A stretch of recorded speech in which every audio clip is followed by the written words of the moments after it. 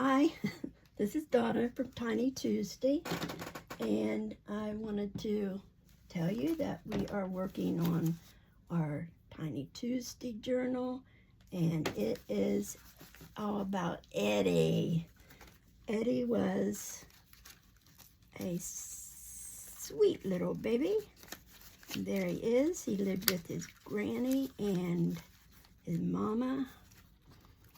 But his mama was Natasha, but we called her Natty. I say we because I'm helping Eddie write his story, tell his story.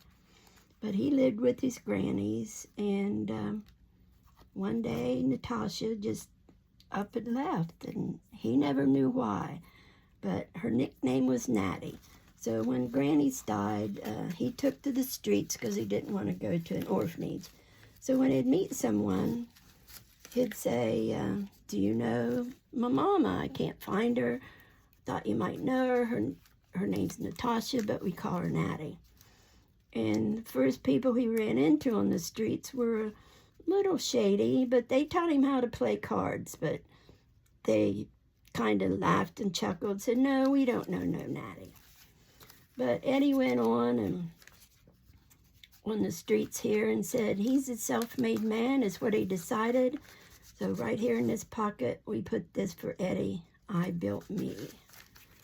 And Eddie was a self-built man, and he went along these streets and built himself up, and he collected things as he went along and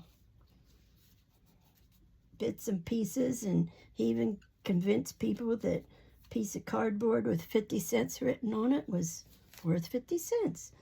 But he was smart, not only street smart, but book smart. He knew his letters, he knew his numbers, and he could get around. And Eddie met a lot of people. And he met Cece that worked at Kaufman Bakery. She gave him a little extra nourishment in the form of bread and rolls and this and that from the bakery after they closed at night. And it was Kaufman Bakery at 120 Main Street. And she encouraged him, no, Eddie, go get a job. And he did finally get a job at the park, painting some tables and benches. But Eddie was a dreamer, and he come across one day a bird nest with eggs.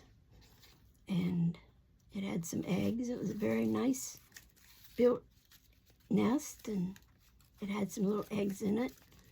Not long afterwards, he come across the birds feeding them babies. One day on the streets, he rescued some lost children, and the detective came along, of course, and took credit for that. And there's where he worked at the park. He met Earl, the park manager that got him the job, and then he met Pam. Pam and him became good friends. And then he was at the park on the corner of the park, and there's a young lady there painting, and she her hat blowed away, so he had to go rescue the hat, and she had painted the picture and it had blown away, so he helped her put it back up on the easel.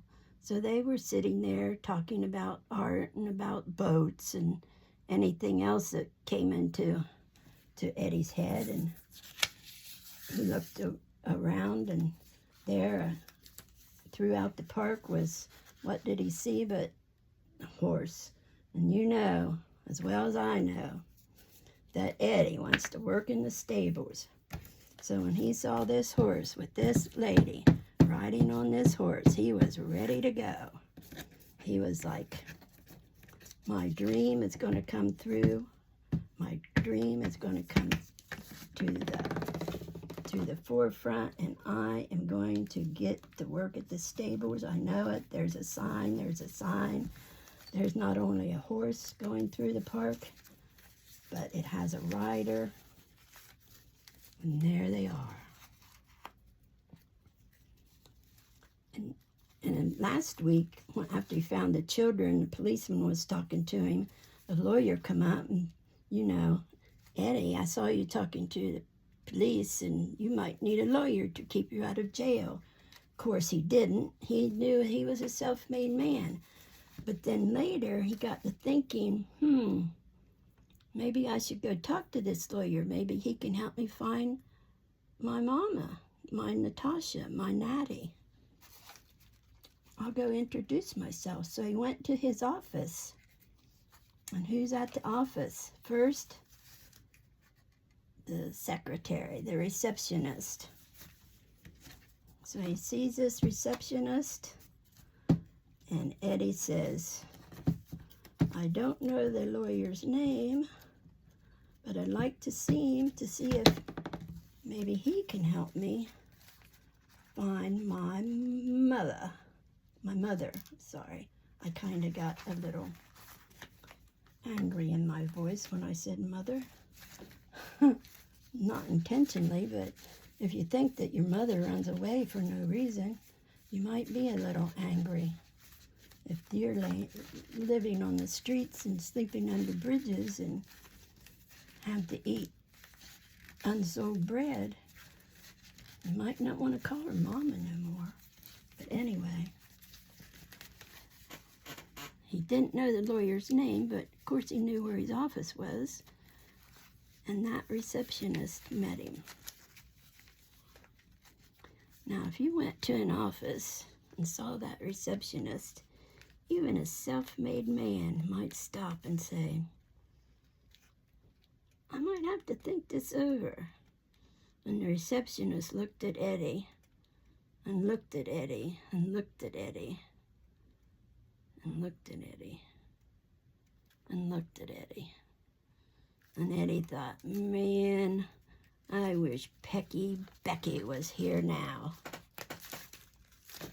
See you next Tuesday. Be kind.